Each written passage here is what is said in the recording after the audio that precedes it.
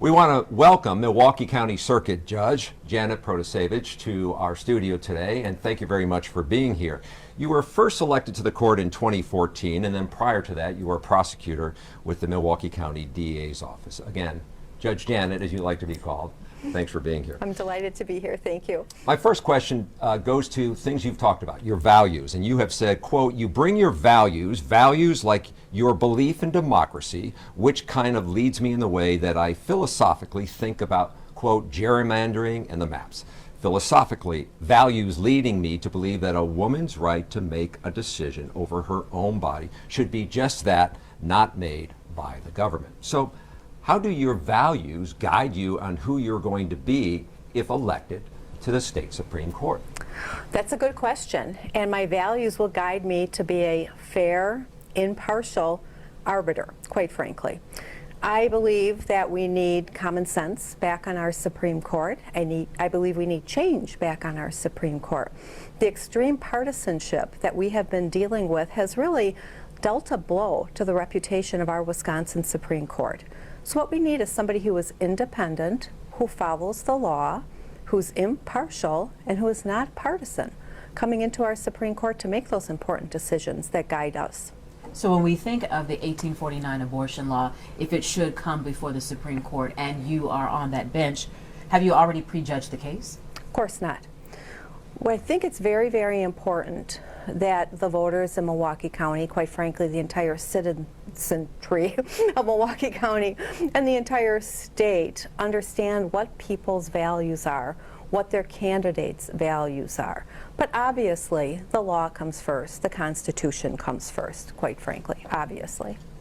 So I want to follow up something, because we did interview former Justice Dan Kelly as well, and he said something on this issue about you, and I want to give you a chance to respond. He says he's accused you of wanting to put your, quote, thumb on the scales of justice. He believes that you've gone too far when talking about some of these issues in terms of what might come before the Supreme Court. Well, I disagree with him, and quite frankly, I've been using the phrase thumb on the scale when talking about him and talking about my opponents on the right, quite frankly. Absolutely not. I mean, I think it's somewhat disingenuous not to share with the community, with all the people who are going to be voting for you, what your values are, what you think about, what your philosophies are. I think people are entitled to know that. But we always go back to the bottom line. What is a judge or a justice guided by? And that's the law and the Constitution. And that's how you develop a decision in a particular case. Another decision that the court may face is redistricting. And you've been quoted by saying, let it be clear here, the maps are rigged. I don't think you can sell to any reasonable person that these maps are fair. How do you then take the politics out of the process? Well, you have to take the politics out of the process. But you know, you look at it. This is a battleground state. We have extremely close elections. And then you look at how gerrymandered our districts are, our state senate, our state assembly. I think anybody can look at that and say, you know what? Something's wrong here. Something's just not adding up. 2/3 of our state assembly and state senate should not be for one party when our elections are so close. So we know, you look at it, you know something's wrong. So we know at the outcome of this election that the court is either going to lean to the left on the liberal side or to the right on the conservative side in a 4-3. So how should people though look at you and see when it comes to these issues like the redistricting maps or other tough issues, that you're not going to be in a blue robe versus the others being in a red robe? How do you really sort of say, I'm not in this on the politics when politicians are making big decisions? Well, absolutely. And that's also a very, very good question. Every single day you go to court, you put aside your personal views and you evaluate cases based on the law and the case law. Now, the Supreme Court's a little bit different because you're also developing the common law along the way. But that's all based on what has happened before us. It's based on the statutes. It's based on the Constitution. It's based on the concepts that come before the court. And you know, everybody should know that those are really hot button issues, right? Very hot button issues. But lots and lots of other cases come before the court that really cut across all partisan lines. You talk about community safety. Everybody wants a safe community. Everybody wants people held accountable. Everybody in Milwaukee wants the violence to stop. They want the reckless driving to stop. So there are so many issues, quite frankly, that just, cross all political Aren't boundaries. those issues for lawmakers versus a justice? Well, it depends on the issue, right? It depends on how people are going to be held accountable, right? That takes place right in our circuit court, where judges have a lot of discretion in regard to sentencing with a reckless driver, with a violent crime. I spent 3 years in homicide and sexual assault court. I know what the community wants in those cases. The community wants people being held accountable. The community wants to feel safe. The community wants to feel like, that homicide offender is being held accountable. The community also wants, the really, really heavy-duty drug dealers being held accountable. But the community also tells me, as a judge, somebody with a drug problem, our lower-level offenders, we want something done to assist and help those people so they can get back into the community, so they can be integrated into the community, and so they can be successful community members. So certainly, some issues belong in the legislature, but so many other issues just kind of really cross all bounds. So let me ask, when interpreting the state constitution, how does the evolution of our society play a role, if any, in your decision making when it comes to dealing with cases that may come before you on the Supreme Court level? Well, the state of Wisconsin's constitution is very interesting. It's one of the oldest constitutions in the country.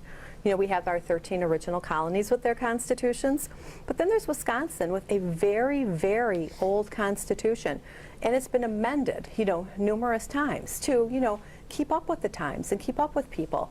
And there's a philosophical difference between people who believe that the Constitution lives and breathes, and people who believe that the Constitution, really kind of stays in cement from the time that it was enacted. I'm one of those people who thinks the Constitution lives and breathes and morphs into what's happening in people's everyday lives and what's happening in our society. So when you look at then your role, for anyone who's looking at this race in Wisconsin, including people who are marginalized, people who don't have power, money, or influence, should they be able to count on the Supreme Court to correct the wrongs of government, business, or things that happen in the public arena? Absolutely. And here's the other thing about that, about people being marginalized and poor. What is the great equalizer? The great equalizer is one person, one vote. One person, one vote is the great equalizer, where everybody is equal, where everybody's voice counts exactly the same. And that's why it is so critical that everybody gets out and votes. Everybody who cares about these issues, come on out and vote on February 21st and April 4th. That's why it's so critical. Where do you think the Supreme Court, how does it play that role to overturn or to correct the wrongs of society? Well, that depends what kind of case is brought before the Supreme Court, right? So, if we have a 4-3 Supreme Court of people who are actually going to uphold the law and follow the Constitution, we'll be able to take those kinds of cases. And then after evaluating the facts, after evaluating the law, after evaluating the Constitution, different decisions can be made going forward. You say 4-3, and I know that we know that this is a nonpartisan race, but yet society, culture wars has kind of had many of your opponents decide which side they will choose Right. and attract voters. So when you say 4-3, do you see that you can be someone who can compromise, who can see beyond the politics in order to rule? Absolutely. I spent 25 years of my career in the district attorney's office, where you spend your time looking at all sides of an issue. When we would go to court in the morning in the DA's office with our big pile of files, it wasn't go out and get a conviction. It was go and do justice, go and do the right thing. And you would go and you would talk to the victims of crimes. You would talk to the public defenders, the defense attorneys, sometimes the unrepresented defendants, and do your absolute best to fashion an outcome that served everybody. As a judge, you do the same thing. You evaluate all of those factors every single day. I will absolutely be able to listen to all sides and compromise when need be. Absolutely. So we've been asking the conservative candidates, and we want to ask those who are perceived as the liberal Yes, candidates. I mean, how would you describe your views of the law? Are you a moderate or strongly liberal? What I would say regarding the law, I am a nonpartisan. I believe in following the law. I believe in applying the Constitution. As I indicated earlier, I believe our Constitution breathes a little bit. So, I mean, you might put me in that moderate camp, but I quite frankly, I'm not an uber partisan. I'm a common sense judge. Was a common sense prosecutor. And that's why I decided to run for this seat, to bring back that to our Supreme Court. Let's bring some change. Let's bring some common sense. Let's get rid of the extremism. Let's deal with decisions in ways that people will understand and respect our Supreme Court once again. One issue that has come up is recusal, and you have endorsed the idea of a new recusal standard, but you really haven't said where the line draws, especially when a justice should step aside due to either a supporter or a critic. What do you see that recusal looking like, and when would you step aside if you were on the Supreme Court?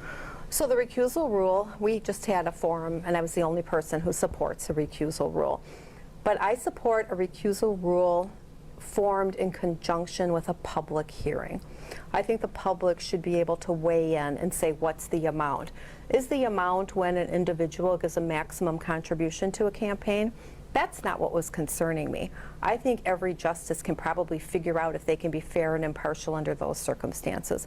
What concerns me is the tremendous amount of outside spending that comes into these races. And then if somebody or some entity or some corporation has put millions of dollars behind a particular candidate, should that candidate stay on the case? Really? I mean, even if they can be fair, doesn't it certainly give an appearance of impropriety? That would be my thought about it.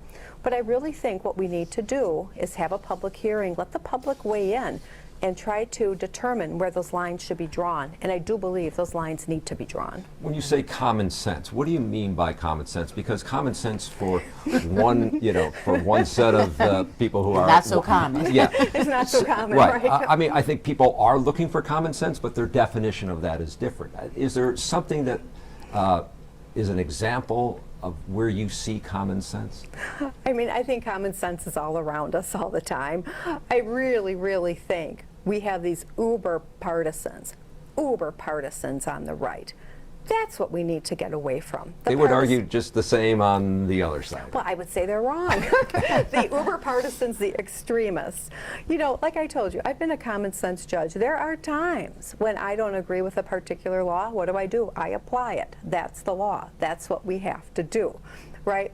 So, common sense, you listen to everybody. You make a decision that you believe is right based on everything, not based on any political leanings or anything else. The final question for you, and we've asked all the candidates this. What is the one life experience that you've had that you think prepares you for this moment? I'll tell you, I ran in a contested race in 2013 for the circuit court in Milwaukee. And that was a very challenging experience for me. I really, really like people. I like being out in the community. I was not prepared for the barrage of negativity that comes with opening yourself up and putting yourself out there and running for public office. I'm very fortunate that I've had that experience because it's been very helpful this time around. Your skin has thickened. Oh, yes. Judge Protasiewicz, thank you very much for being here. Thank you. Thank you both.